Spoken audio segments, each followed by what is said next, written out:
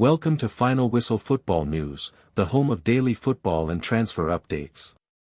Subscribe now and join the community of true football lovers. Never miss a moment from the beautiful game. My news is Alexander Isak breaks 119-year record as Liverpool supporters turn on former Newcastle United striker. Alexander Isak's nightmare since ditching Newcastle United continues after Liverpool were thrashed 3-0 by Nottingham Forest.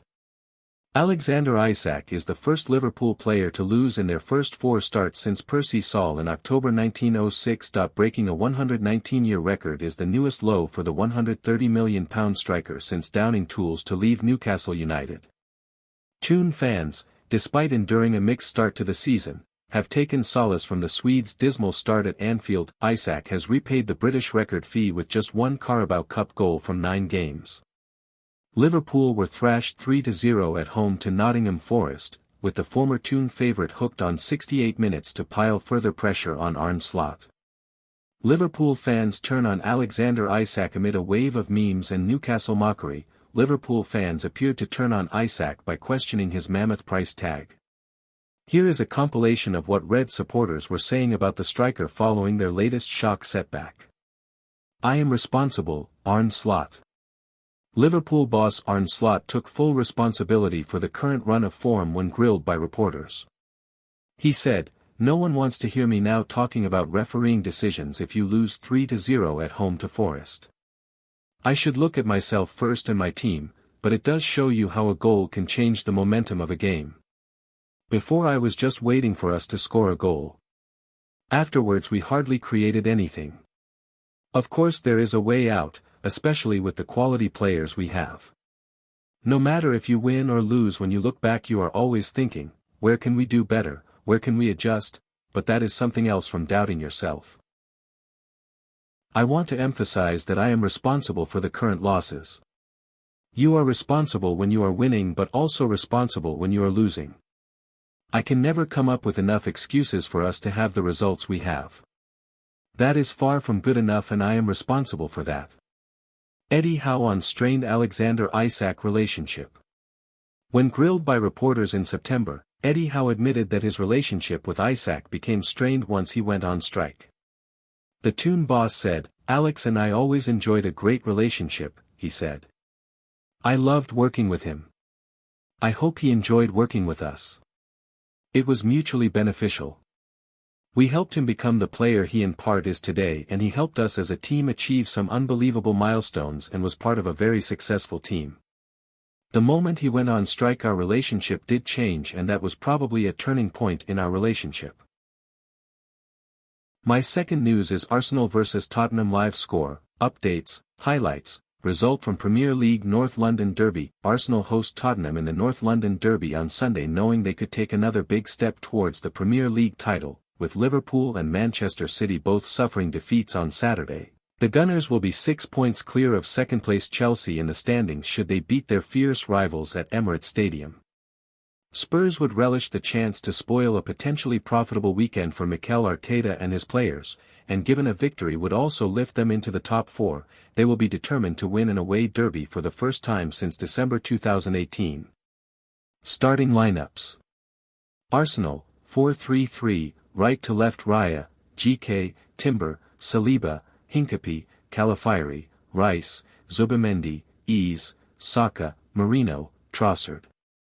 Tottenham, 3-4-3, right to left Vicario, GK, Romero, Danso, Van de Ven, Spence, Palhinha, Bentancur, Udigi, Kudus, Richarlison, Odobert.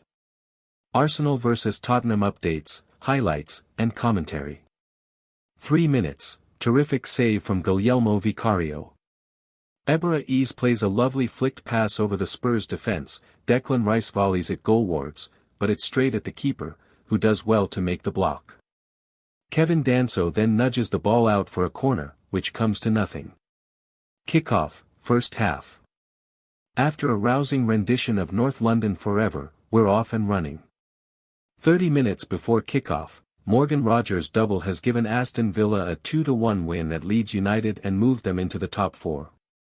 Spurs will overtake them on goal difference if they win today. 1 hour 15 minutes before kickoff, the team news is in. Arteta has gone with Piero Hincapié as the replacement in defense for the injured Gabriel.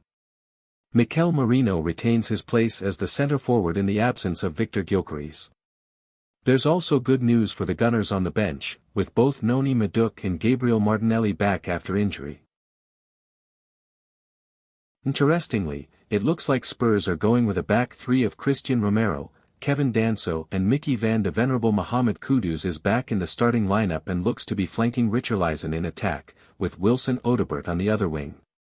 1 hour 40 minutes before kickoff, and here's Spurs' video offering. Got to have some balance, here. Arsenal vs Tottenham kickoff time.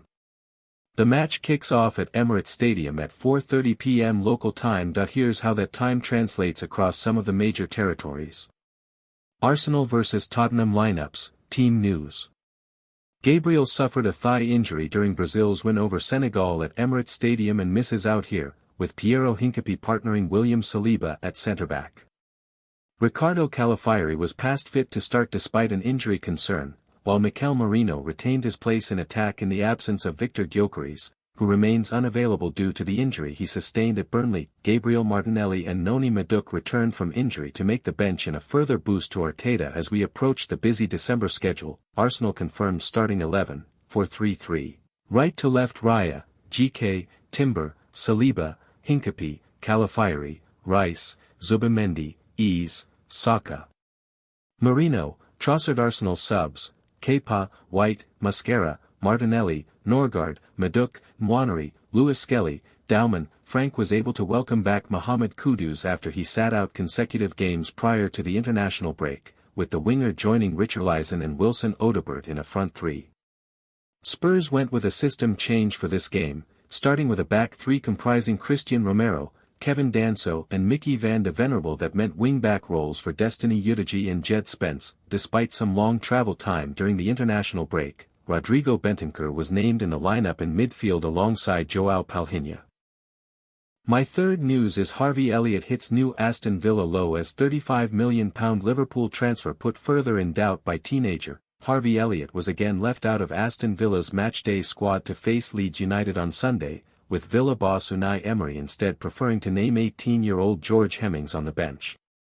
Liverpool loanee Elliott has played just 96 minutes of Premier League football for Villa since joining them on a season-long loan on transfer deadline day, but he hasn't appeared for them in the competition since he was taken off at halftime in a 3-1 win over former club Fulham at the end of September. Since then he played just 4 minutes off the bench in a Europa League win over Feyenoord before being an unused substitute in matches against Burnley, Tottenham and Dutch side Go Ahead Eagles. Elliott has now failed to make the bench for each of Villa's last 4 Premier League games, although one was against parent club Liverpool when he was ineligible.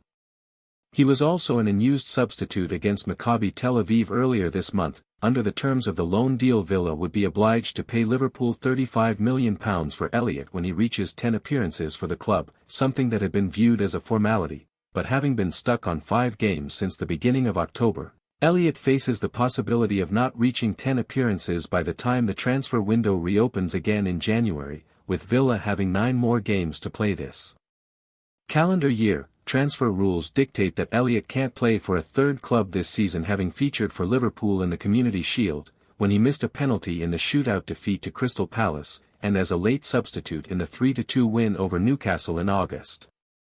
He could however return to Liverpool and rejoin Arne Slot's squad. Speaking before the Leeds clash, Emery said the form of Emi Buendia, who returned to the club this summer after a period out on loan, was making it tough for Elliott to get into the team. Harvey Elliott, he is working very well, said Emery. He is working consistently. He is a good guy and his commitment to Aston Villa is fantastic. I am happy how he is doing his work here, but now it is difficult because he has other players playing and performing well, for example Emi Buendia and other players. Elaborating on Buendia's displays, Emery added, when he was on loan in Germany, with Bayer Leverkusen, he didn't achieve his confidence. He didn't achieve minutes. He didn't achieve numbers to recover himself, like a player he is. This year is completely different. He started so focused. He started the season very demanding, getting fit, feeling confident, playing with his skills, showing in each match he played in pre-season. Everything that happened around him, he deserved it because he worked hard to recover his best form as a player like he had before he was here. When we decided to keep him here, and he decided to stay here as well, I was confident he could get the numbers he is achieving. My last news is Kang In Lee shines again as PSG cruise to 3-0 home victory. The Parisians romped to a fairly comfortable 3-0 victory over Le Havre last night, with Kang In Lee, João Neves and Bradley Barcola on the scoresheet, having won their previous 2 games due to last-minute goals. PSG last night found things a lot easier, as they cruised to a 3-0 home win against Le Havre. Kang In Lee, who followed up on his excellent performance against Lyon with another standout display here, scored the opener, and was a constant threat to Le Havre all night, creating chances from the right half space with a panache that will start to create selection headaches for Luis Enrique. Kang In Lee shine in 3-0 victory over Le Havre. PSG furthered their lead through João Neves, who continued his fine goal-scoring form, having also notched for Portugal in the international break.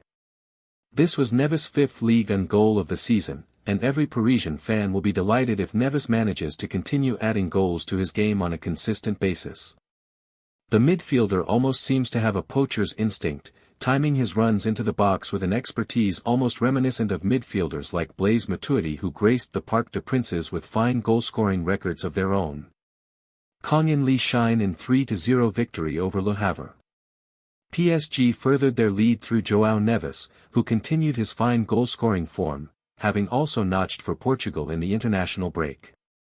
This was Neves' 5th Ligue 1 goal of the season, and every Parisian fan will be delighted if Neves manages to continue adding goals to his game on a consistent basis. The midfielder almost seems to have a poacher's instinct, timing his runs into the box with an expertise almost reminiscent of midfielders like Blaise Matuidi who graced the Parc des Princes with fine goal-scoring records of their own. PSG fans will also be delighted with the identity of the third goal scorer, Bradley Barcola, who put some troubles in front of goal this season firmly behind him as he applied a clinical finish to the one-on-one opportunity that fell his way with 3 minutes left on the clock.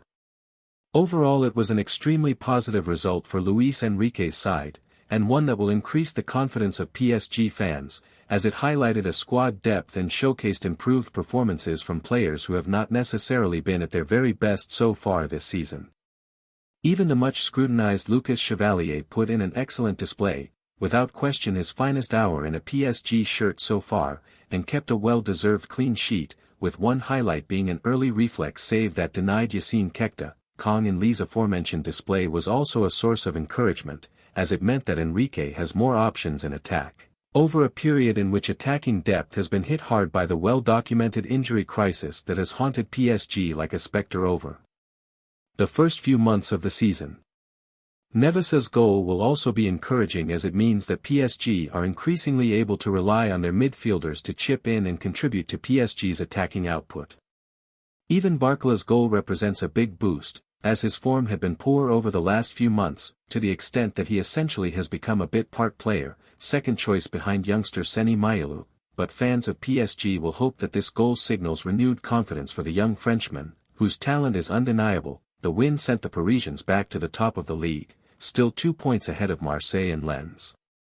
PSG now look ahead to Wednesday's clash against Tottenham in the Champions League, in which they will hope to return to winning ways in Europe, having won their first 3 continental encounters but lost their last game against Bayern Munich. If you enjoyed the video, make sure to hit that like button, subscribe to Final Whistle Football News, and turn on notifications so you're always in the loop with the latest transfer news and rumors. One more thing, what are your thoughts on these updates? Comment below.